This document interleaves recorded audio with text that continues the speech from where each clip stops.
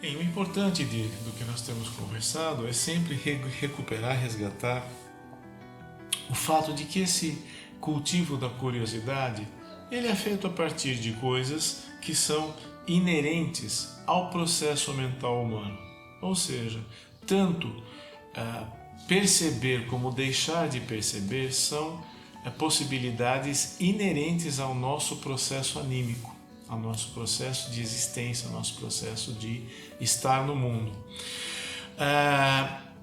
E a gente vai construindo essa nossa lucidez na proporção em que nós podemos cultivar determinados aspectos dessa nossa natureza. Vale dizer que assim esse não é a ideia de estarmos atentos a nós mesmos, curiosos em relação ao que se passa conosco. Não é um processo, não é um estado final. Eu vou chegar a um determinado estado em que eu estou atento o tempo todo e percebendo o tempo todo tudo que se passa em mim. Não. É sempre um movimento, é sempre uma direção, é sempre uma inspiração que vai norteando a minha consciência, né? Algo que pode ser desenvolvido ou atrofiado. Nisso, a metáfora da musculação é perfeita, né? A musculação eu posso ter práticas que fortalecem músculos que já estão ali, né? E a ausência da musculação não permite que esses músculos se desenvolvam em toda a plenitude que eles poderiam. Mas o mais importante é perceber que são recursos, que são experiências que têm a ver são inerentes à nossa própria natureza. Nós não vamos criar uma natureza nova para nós não vamos criar uma faculdade nova em nós não vamos trazer algo de fora, nós vamos simplesmente trabalhar com aquilo que já é inerente em nós. Isso é extremamente importante para que não coloquemos idealizações, porque isso seria simplesmente a antítese, seria simplesmente o contrário do que nós nos propomos quando estamos curiosos acerca de nós mesmos. E não é percebida tão claramente, tão facilmente pela nossa percepção. Ou seja, ela não é imediatamente alcançável. Ela é alcançável a partir de um certo exercício. A palavra artificial tem uma conotação muito pejorativa no nosso contexto. Por quê? Porque fala de algo que não é natural. É a antítese do natural, é o artificial. Mas se nós formos buscar o significado original da palavra, quer dizer, artificial é aquilo que é obtido a partir de um artifício, a partir de uma estratégia, a partir de uma forma de trabalho. Então, nesse sentido, a curiosidade do mindfulness é uma curiosidade da ordem do artifício. Ela é algo que eu coloco para mim mesmo, assim como a musculação.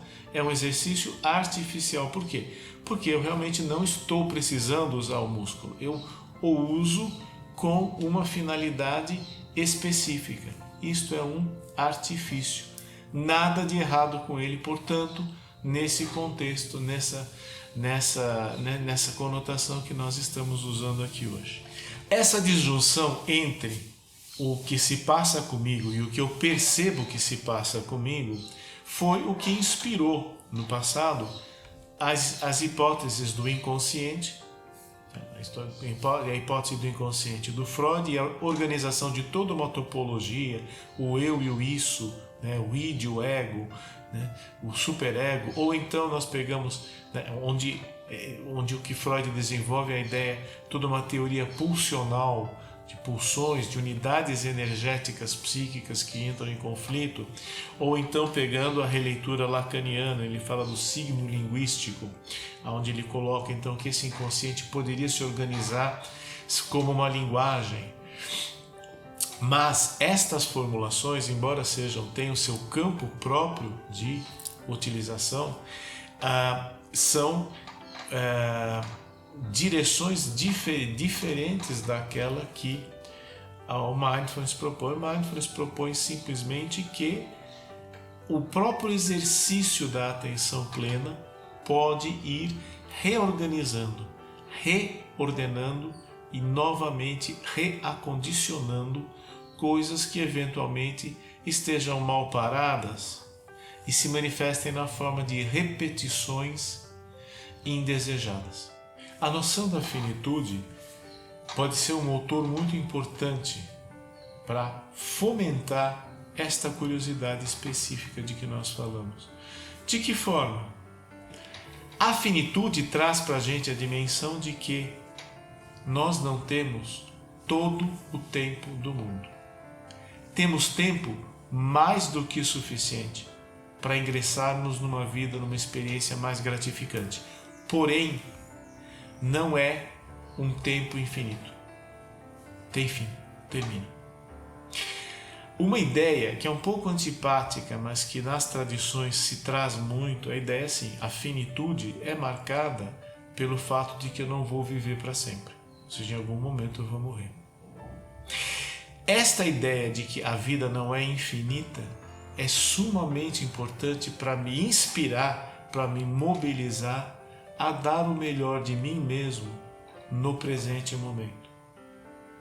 E a curiosidade é seguramente uma atitude que só vem a fortalecer esta inspiração, esse desejo de oferecer o melhor de mim aqui, agora, neste exato momento.